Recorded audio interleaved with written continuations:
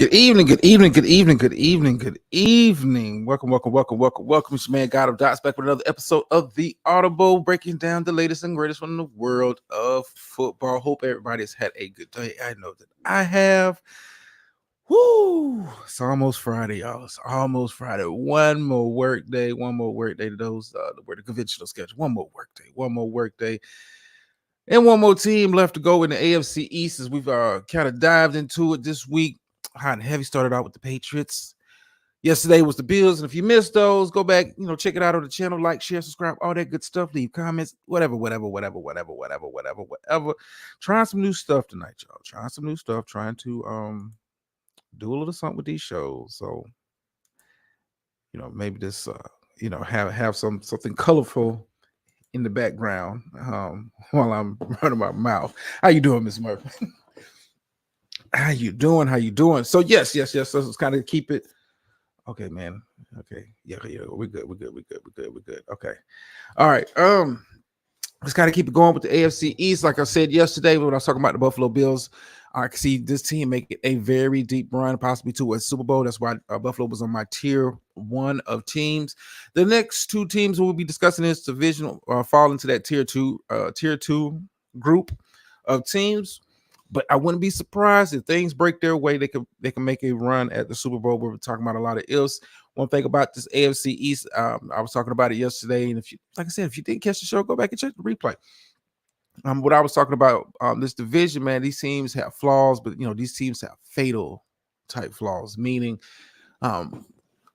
not even a necessarily injury. If one particular individual or one person underperforms, has a drastic effect on the production of the team.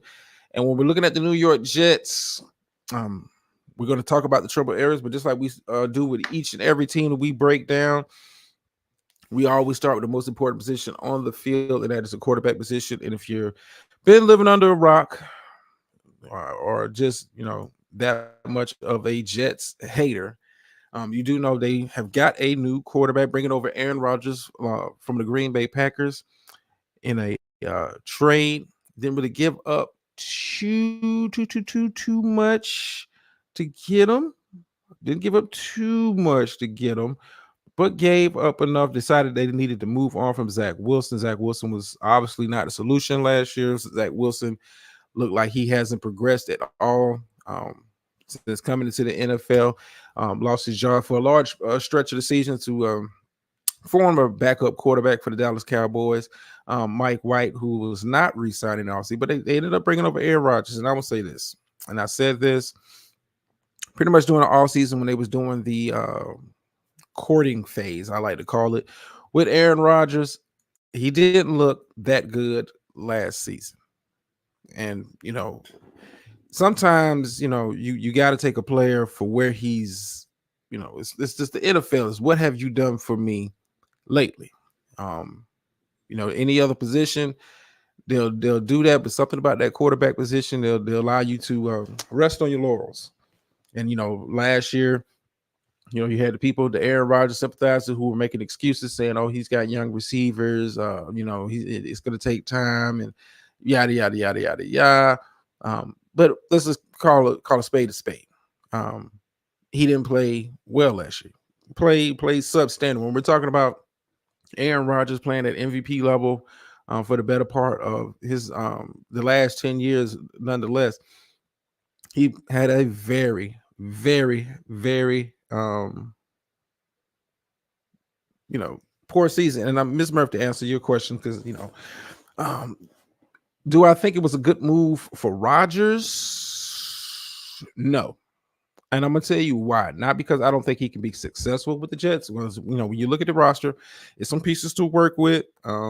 It's some talent on this team. The Jets wasn't a bad team last year. Reason why I say it was a bad move for Rodgers to go to the Jets, I think going to the AFC, considering that the AFC is so top heavy with very, very, very good teams, I thought if you're going to get out of Green Bay obviously low key, without coming out and saying it, without saying it, wanted to move on from Aaron Rodgers. Had Jordan Love, their former first round pick.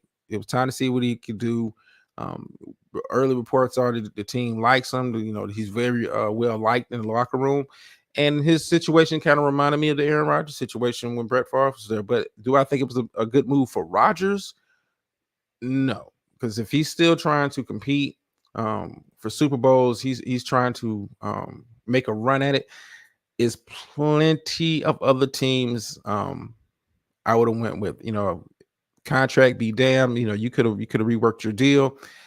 I thought New Orleans would have probably been a better fit for him. Like I said, I would have stayed in the NFC. I would have stayed in the NFC. Think about the teams you could have to get through. As the New York Jets on a possible Super Bowl run, you're talking about you may have to get through a Miami. You may have to get through a Buffalo. You may have to get through a Cincinnati. I think Baltimore is going to be much better this year. I think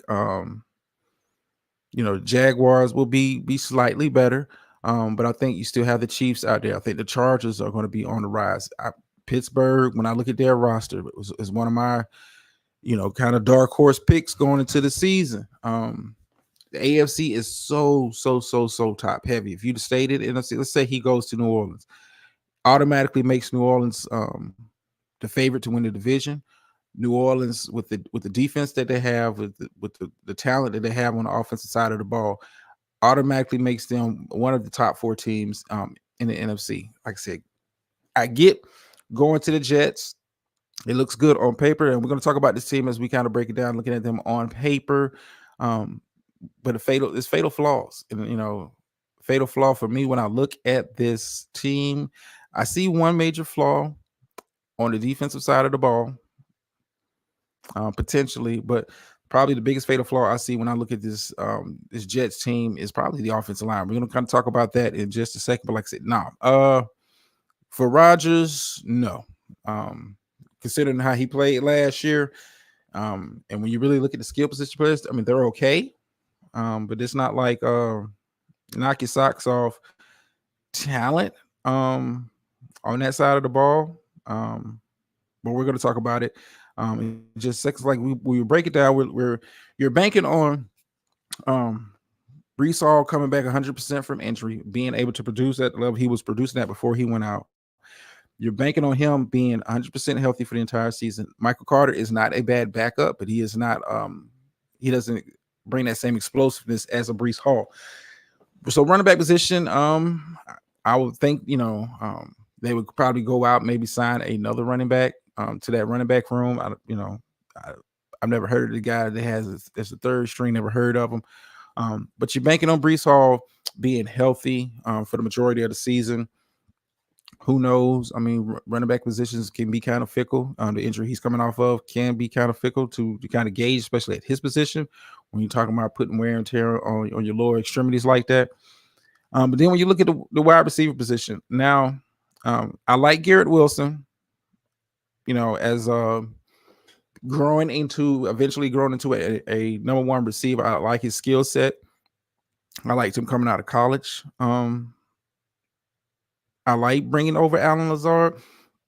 Alan Lazard is familiar with Rodgers, so I mean, you have that caveat, and it's part of the Rodgers quote unquote deal.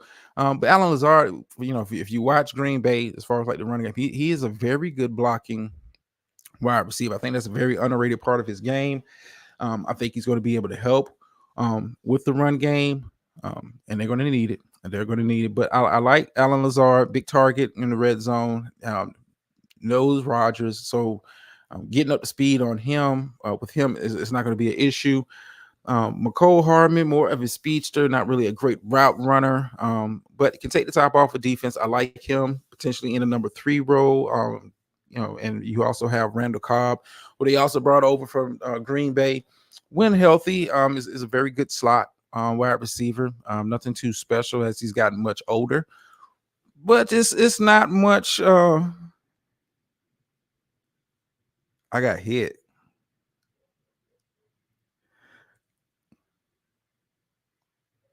I'm lost. First come, not done. I got hit. Okay, what's going on? Hold on. Yeah, I'm confused. I just came back over. Oh, what is going on? I'm confused. I am confused. Miss Murph, what are you talking about? You got me confused. I'm all thrown off because I'm ready to go in the go mode. What's going on? What is going on?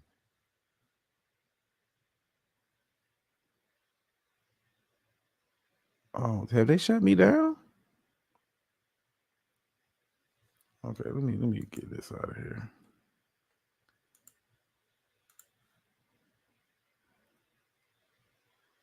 Okay, I'm not sure what's going on. Give me a sec.